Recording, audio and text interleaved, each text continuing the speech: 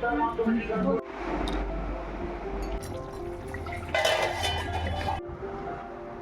ব্লগের ছোট্ট একটা ব্লগে সকলকে আবার অনেক স্বাগত জানাচ্ছি। আশা করছি সকলে খুব ভালো আছো, সুস্থ আছো। আজকে জামাই ষষ্ঠী, তো জামাই ষষ্ঠীর ব্লগ এখান থেকেই শুরু হচ্ছে। আজকে দিনটা আমি এখন শুরু করছি, তো চলো ব্লগটা দেখতে থাকো লাস্ট অব্দি। আমি এখন রেডি হয়ে গেছি। এই একটা সেমি মাসলিন পরেছি আমি, যেটা গতবার পুজোয় আমাকে সৌরভ দিয়েছিল, সেটা ভাঙা হয়নি তাই পরলাম। আর সাথে একটা ব্লাউজ পরেছি, যেটা এর ব্লাউজ না, অন্য একটা শাড়ির ব্লাউজ। তো চলো, আর সিম্পল রেডি হয়ে গেছি, এখন বাড়ি যাব। সৌরভ পরে যাবে, আমি আগে চলে যাচ্ছি, ওখানে গিয়ে দেখা হচ্ছে।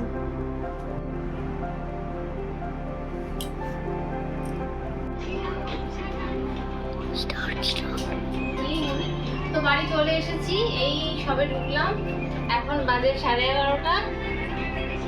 চলো আজকের ব্লগটা কন্টিনিউ দেখতে থাকো। এখনো মা রান্না বান্না করছে, চলো তোমাদেরকে দেখিয়ে নিয়ে আসি মা কি রান্না বান্না করছে।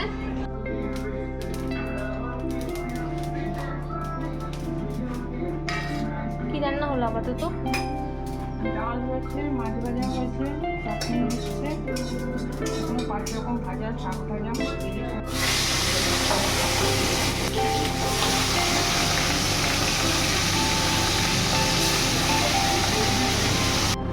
না জল দিতে হবে না, তাও মাছ দাও।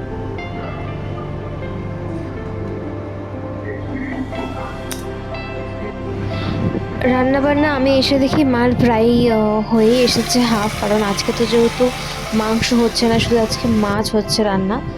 একসাথে মাংস করছি না, কারণ ষষ্ঠীর দিন না মা মাংসটা ধরবে না, সেই জন্য আর কি মাংসটা করা হচ্ছে না। এখানে ইলিশ মাছ হচ্ছে, চিংড়ি মাছ হয়ে গেছে, ডাল ভাজা চাটনি ওগুলো হয়ে গেছে, দই মিষ্টি আনা হয়ে গেছে। তাও তোমাদেরকে দেখিয়ে দিচ্ছি। এই যে চিংড়ির মালাইকারি, এদিকে আছে 5 রকম ভাজা, বেগুন ভাজা, ঢেঁড়স ভাজা, আর আলু ভাজা আর পটল ভাজা।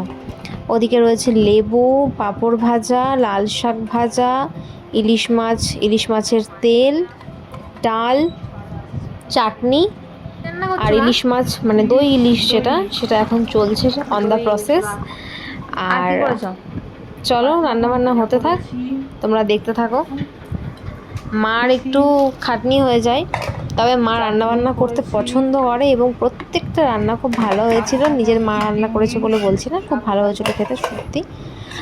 আর এই যে দই মিষ্টি আমি এখন প্লেটিংগুলো করে দিই, তাহলে মার তাড়াতাড়ি দিতে সুবিধা হবে। সৌরভ একটু লেট করেই এসেছে আজকে, কারণ আমাদের ও বাড়িতে কাজ হচ্ছে তাই জন্য।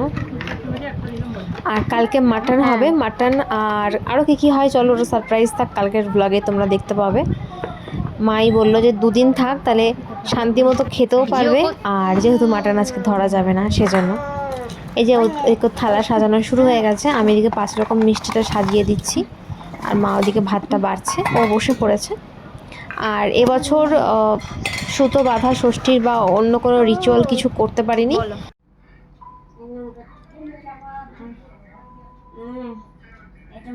দিদা একটু আমটা কেটে দাও তো।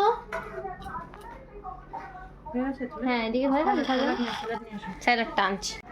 এখন সেটাই দেখার বিষয়, যখন অনুব্রত মণ্ডল নিজে স্বীকার করে নিয়েছেন, লিখিতভাবে স্বীকার করেছেন, ভিডিও বার্তার মাধ্যমে স্বীকার করেছেন যে এই কাজ তার করা ভুল হয়েছে।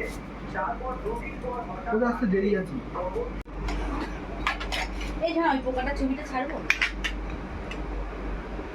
তোকে, মনে দিয়েছি তোকে আমার ফোনে না না না নেই।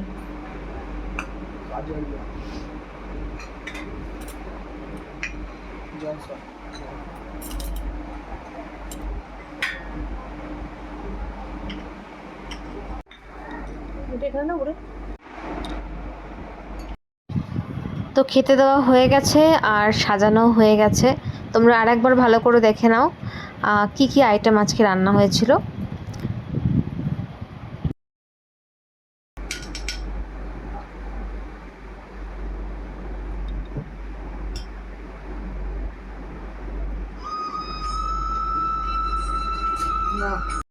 জামাই ষষ্ঠীর ব্লগ এই পর্যন্তই।